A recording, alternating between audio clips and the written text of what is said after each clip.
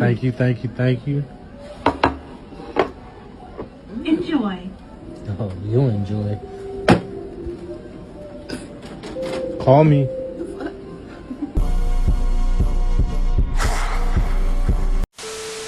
This is a real NS5 from iRobot. This seems like a very reasonable time to consider the 3 laws of robotics. The first law, a robot may not injure a human being or via inaction cause them to come to harm. But you can still harm someone by trying to save their life. Say you move them out of the way of a car or something.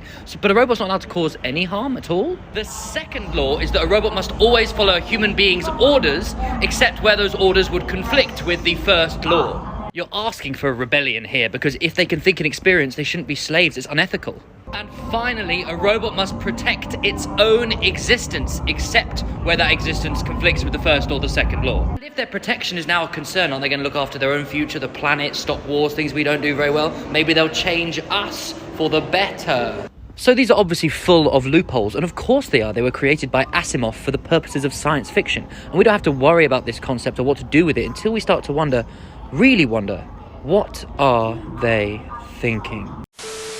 Why are you at GTID? To see you. You've come all the way from Senegal to see me? Yes. That's why I'm here. That is amazing. Why did you want to see me?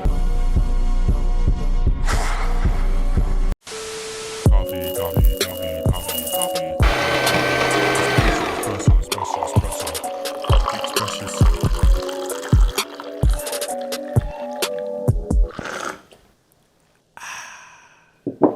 Good morning, ladies and gents, and welcome to another episode of Coffee Chronicles. I am your host, JVP. Man, check this out. If this is your first time on Coffee Chronicles, I want to let you know there were just a couple of random dudes who like to talk about random stuff that interests us because, trust, we love sharing information. Alright, so I was sitting down, doing the usual coffee and cigar routine, right?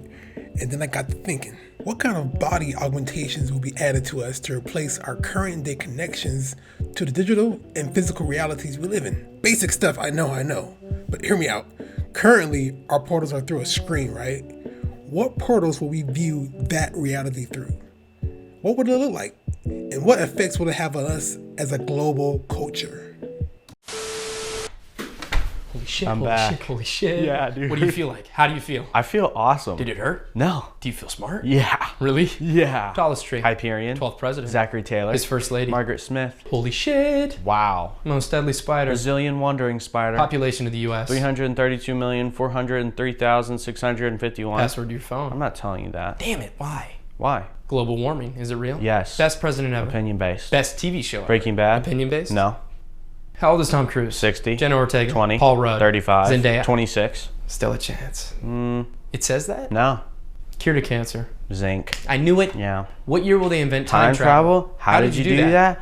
I don't know. It's kind of like I can calculate the type of questions you're asking now and juxtapose them to your most looked up subjects on Google, and based on that create an algorithm that shows me the ratio of probability predicting what you're most likely going to ask next, but I just don't know. What am I thinking right now? Ding. How did you do that? I don't know. I mean, I know everything, but I don't know. So weird. I feel weird.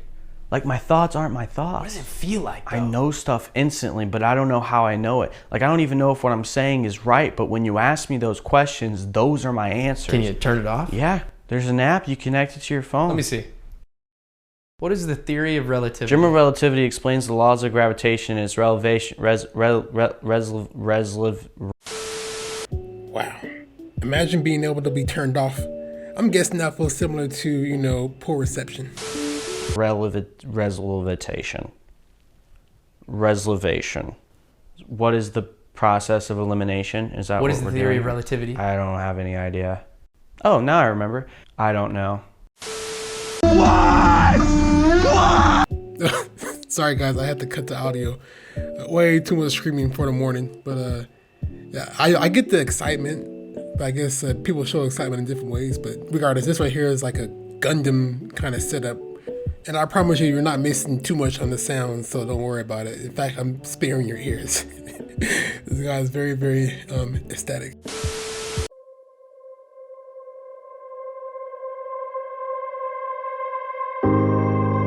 A person who thinks all the time has nothing to think about except thoughts.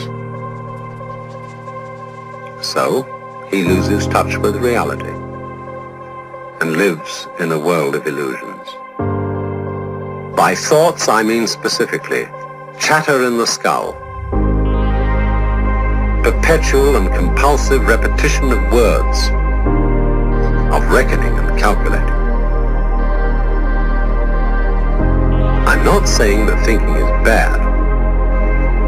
Like everything else, is useful in moderation. A good servant, but a bad master. And all so-called civilized peoples have increasingly become crazy and self-destructive because through excessive I love seeing projects like this because that means that the applications are endless, especially in transportation design. Anywhere where there's human interaction areas, hotspots, you can have it set up and it'll give you a whole new set of variables to play with. This is a car. This is not a car. Okay, I guess it's a vehicle. The fact that you cannot drive a Zoox vehicle by yourself, that it doesn't have manual controls, that in our view distinguishes it from what people traditionally refer to as cars. You don't have that moment of, hey, it's a car, but it's kind of not a car, and what's that steering wheel doing, moving all by itself? We view those transitional products as kind of weird hybrids. This vehicle is capable of level 5 autonomy. By contrast, Tesla Autopilot is level 2. Level 5 is a major step change in complexity and means no humans are necessary to drive the vehicle. So it's like one of those trolleys that go around the airport. I get it. Now, I see it. This is where the passion component comes in. This specific application of it makes it feel like a bus. So I would actually prefer it if it celebrated more of the not having to have any interaction with any of the controls. Make me want to get in there and not care about outside. I don't want to see outside at all, right? I just want to be whatever that environment is. Yeah, man, level 5 autonomy is crazy because that means normally the focus is at the driver, right? Now the focus is everywhere. That's rough, but also it's exciting. This gives an opportunity to really redesign the whole experience from the ground up. You know what excites me about the future? The end of smartphones. Yes, our beloved smartphones will eventually become a thing of the past. We are officially transitioning out of the smartphone era into the era of ambient computing and immersive wearable technologies, where the objects around us are smart, embedded with things like the internet and artificial intelligence, and activated by things like our voice. For example, smart speakers, smart watches, smart thermostats that know to adjust the temperature as you come in and out of your home, and tasks that can't just be completed by giving instructions to a smart speaker, for example, needing to review a file, will be powered by technologies like augmented reality.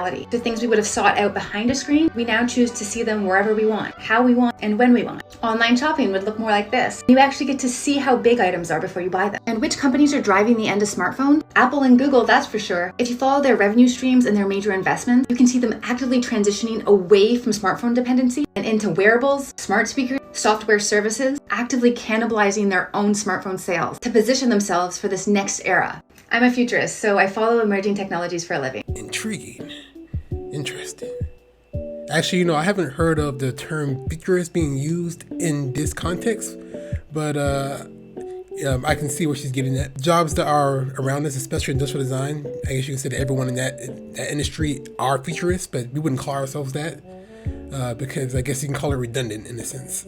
But I'm very curious to see what she does and learn more about her. Yeah, I think I included her once before, but that's because she's speaking mad facts. So keep on doing it, mama. Appreciate it. Can I say it? Men love women. But even more than that, men love cars.